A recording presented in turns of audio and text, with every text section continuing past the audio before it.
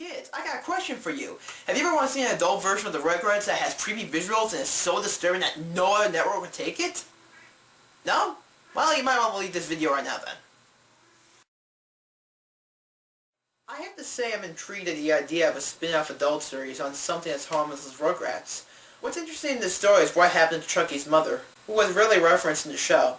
I am a bit confused though of why the pilot episode of Rugrascals would be sent worldwide to other Nickelodeon networks in the world, considering the fact that it wasn't officially part of the series and because of the subject matter. It's not like the short-lived The Wentz to be adult party cartoon series where they had more adult humor and other things Nickelodeon wouldn't allow, but in this case the pilot was nothing more than a mindfuck cartoon. It's not exactly the best pasta out there, but for what it is, it's worth a read and good listening to.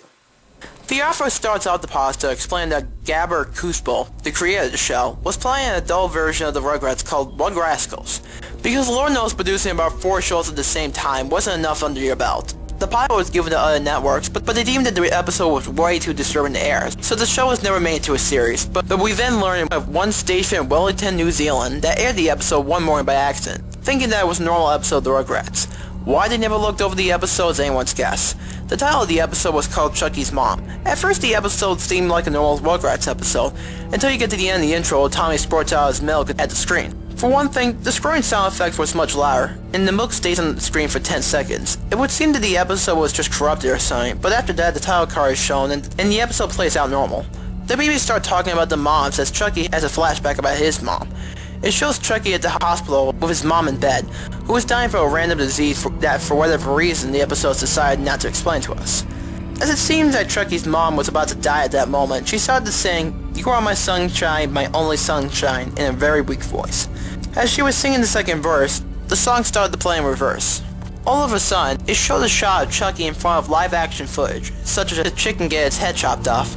Chucky screams in fright as he looks at his mother. For whatever reason, the mother's mouth is replaced or pasted over with a live-action man's mouth saying, "Don't worry, Chucky, it's time for me to move on," in a man's voice. After she says that, a montage of flurry live-action scenes were shown that represented death, such as footage of the LA wire and the man suffering from AIDS being killed. As Chucky was screaming the entire time, it showed Chucky's mom once again, but this time she had a chicken's beak poorly plastered onto her face saying, "Don't you remember where it all started?" It only gets worse from there as it cuts to live-action footage of childbirth sonograms for a full minute or so, and after Chucky's mother says, "Aren't you a lucky ducky, Chucky?"